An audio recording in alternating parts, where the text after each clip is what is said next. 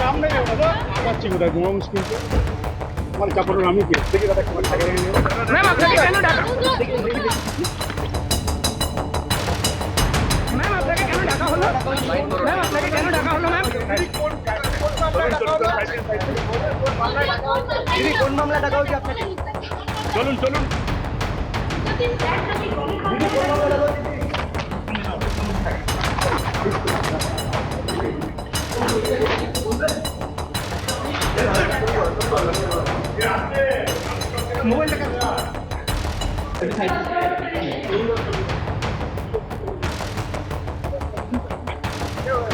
এখানে দাদা প্লিজ দেখুন প্লিজ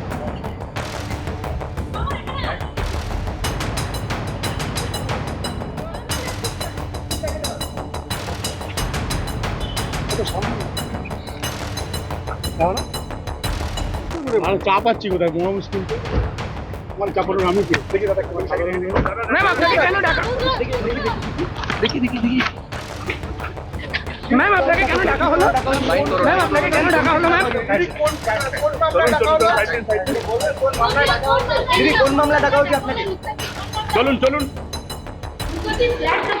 দিদি কোন মামলা ডাকা হয়েছে?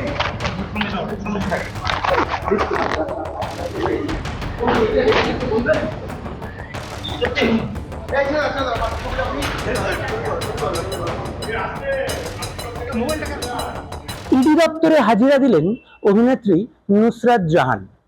তাকে ইডির তরফ থেকে ডেকে পাঠানো হয়েছিল একটি মামলায়, এবং সেই মামলায় এদিন অর্থাৎ বুধবার দিন সকালবেলায় 10:30 নাগাদ তিনি ইডি দপ্তরে এসে পৌঁছন। সঙ্গে ছিল তার স্বামী ইয়াশ দাশগুপ্তা। যেটা আমরা ইডি সূত্র মারফত জানতে পাচ্ছি যে ইডি একটি মামলা তদন্ত শুরু করেছিল যে রাজারহাটে প্রবীণ নাগরিকদের ফ্ল্যাট পাইয়ে দেওয়ার নাম করে একটি প্রতারণা হয়েছিল, এবং এই প্রতারণার যে মামলা সেই মামলা ইডি তদন্ত শুরু করেছিল। এবং ইডি তদন্ত শুরু করার পর এই যে তদন্ত প্রক্রিয়া যত এগোতে থাকে, এবং সেখানে তারা যে কোম্পানি অর্থাৎ যে সংস্থার বিরুদ্ধে অভিযোগ ছিল সেই সংস্থার সঙ্গে অভিনেত্রী নুসরাত জাহানের একটি যোগাযোগ খুঁজে পায়। অর্থাৎ নুসরাত জাহান সেই সময় এই যে সংস্থা সেই সংস্থার একটি উচ্চ পদে ছিলেন।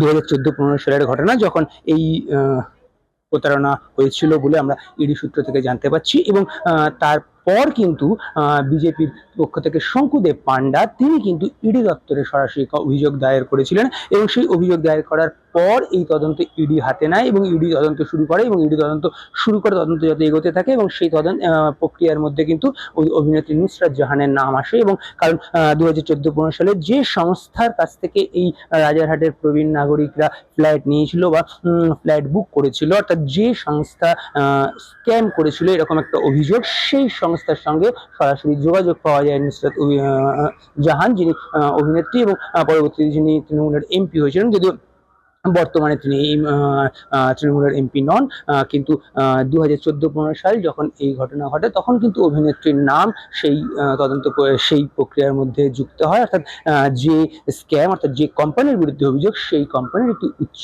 পদে সেই সময় ছিলেন অভিনেত্রী নুসরাত জাহান। যদিও পরে তিনি সেই সংস্থা থেকে সরে গেছিলেন এবং সেই সংস্থার সঙ্গে তার কোনো যোগাযোগ ছিল না। তবে যে সময় এই প্রতারণার ঘটনা, এবং সেই সময় যেহেতু অভিনেত্রী নুসরাত জাহান তিনি সেই সংস্থার একটি উচ্চ পদে ছিলেন, সেই জন্যই তাকে ডেকে পাঠানো এবং জিজ্ঞাসাবাদ, এমনটাই মনে করা হচ্ছে। যদিও এর আগেও কিন্তু এই একই মামলায় অভিনেত্রীকে ডেকে পাঠিয়েছিল ইডি, এবং সে সময় কিন্তু তাকে দীর্ঘক্ষণ জিজ্ঞাসাবাদ করা হয়। আর এদিন তাকে আবার ডেকে পাঠানো হয়েছে, অর্থাৎ বুধবার দিন তাকে আবার ডেকে পাঠানো হয়েছে। এবং ইতিমধ্যেই বুধবার সকালে কিন্তু তিনি এসে উপস্থিত হয়েছেন।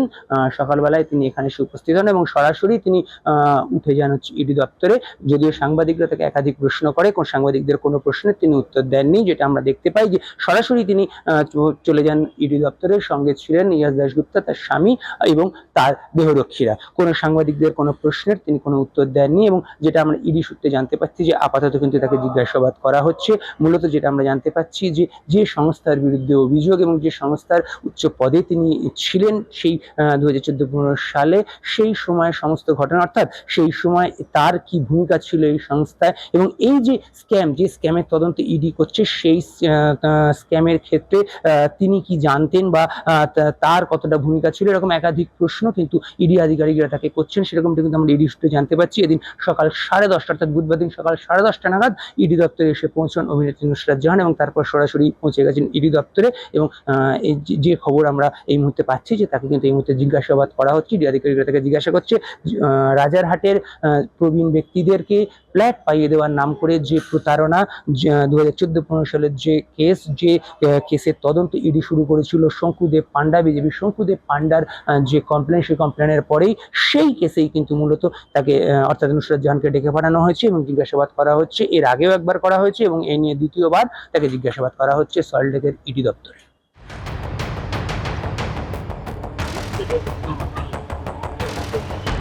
সামনে পাচ্ছি কোথায় ঘুমা মুশকিল তো মানে কাপড়ের আমি কে দেখি দাদা একটু টাকা নিয়ে নিও ম্যাম আপনাকে কেন ডাকা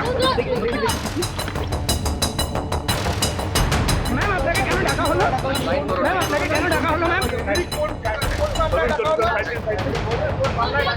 দিদি কোন মামলা ডাকা হয়েছে আপনাকে? চলুন চলুন দিদি কোন মামলা ডাকা হয়েছে দিদি?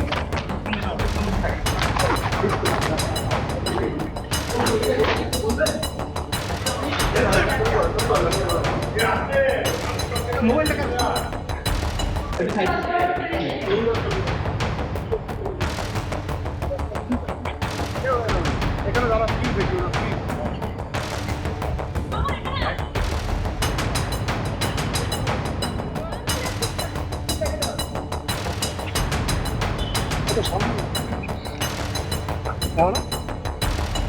মানে চা পাচ্ছি কোথায় ঘুমা মুশকিল তো মানে কাপড়ের আমি কে দেখি দাদা একটু টাকা নিয়ে নিও ম্যাম আপনাকে কেন ডাকা ম্যাম আপনাকে কেন ডাকা হলো ম্যাম আপনাকে কেন ডাকা হলো ম্যাম দিদি কোন মামলা ডাকা হয়েছে আপনাকে? চলুন চলুন দিদি কোন মামলা ডাকা হয়েছে দিদি?